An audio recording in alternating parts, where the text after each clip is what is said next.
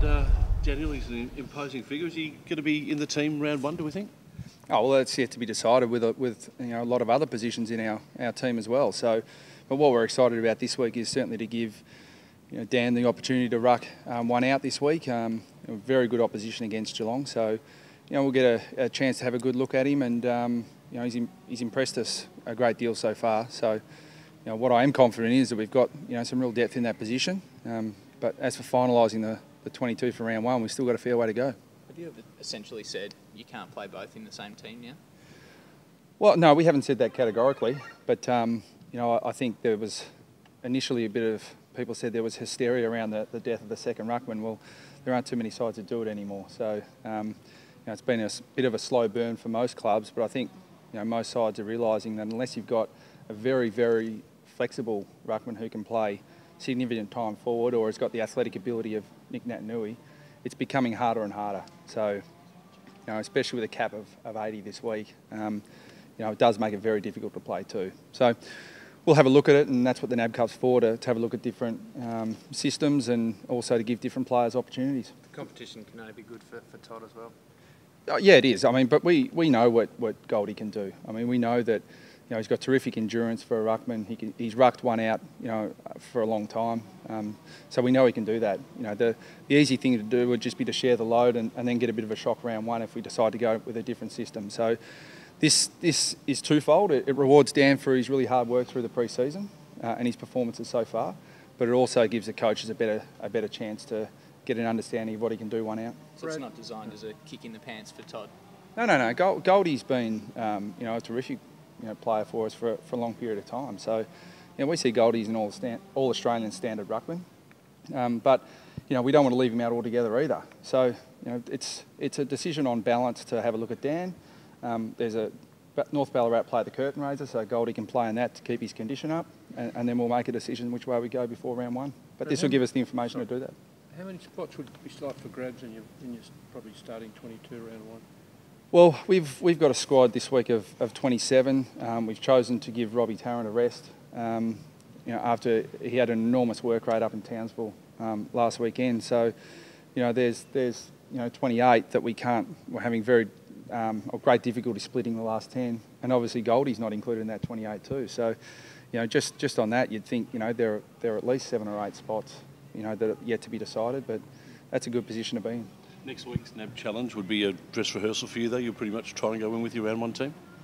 Well, within reason. I mean, we've got Nathan Grima yet to come back into the squad too. So, you probably like to get it as close as you can, but there are always contingencies there. If we're in the NAB Cup Grand Final, we've got a 3-1 interchange system. If we're not, we've got 8. So that'll give us an opportunity to play different players. So we'll just assess that when we come to it. Nathan's Cup Final any sort of priority for you, Brad? No, well, all we can do is win. I mean, we can't control what Adelaide and Carlton do tonight, and we certainly can't worry about what Collingwood and Brisbane are going to do. So, it's just going to be a matter of us taking care of our job, and where the ladder falls, it falls. Nathan's playing VFL this weekend, is that right?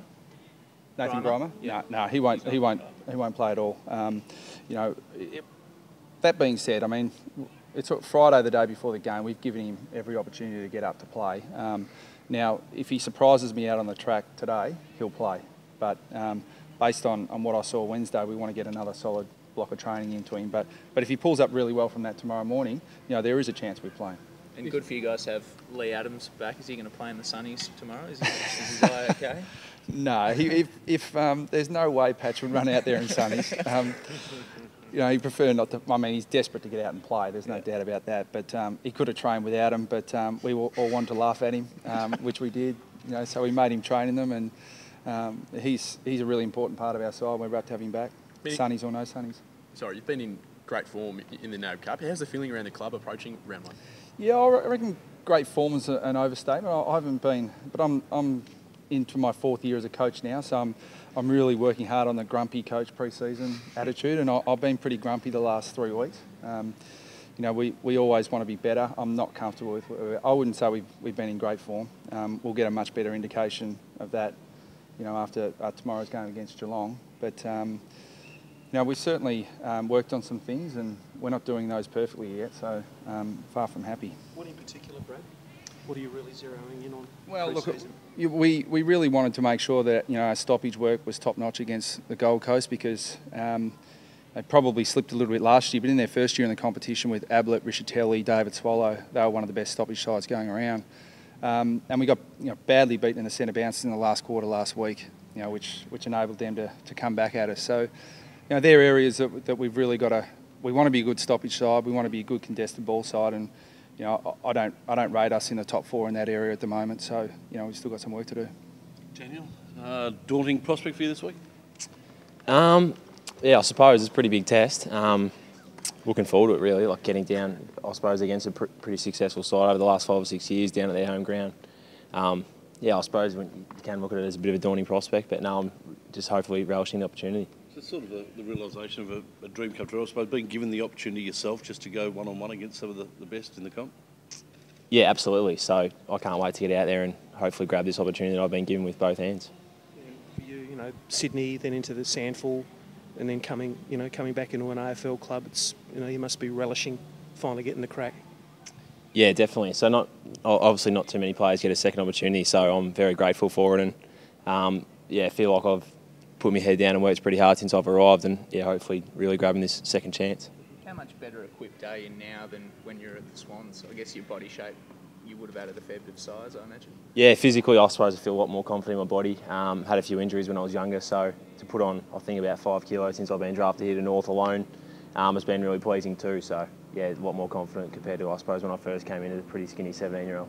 And the competition between the big guys here with Goldie and Madge also and yourself all going for that #1 spot, it's healthy? Yeah, definitely. I think it all pushes us to be better players and, more importantly, makes us a more successful football club. So, yeah, definitely.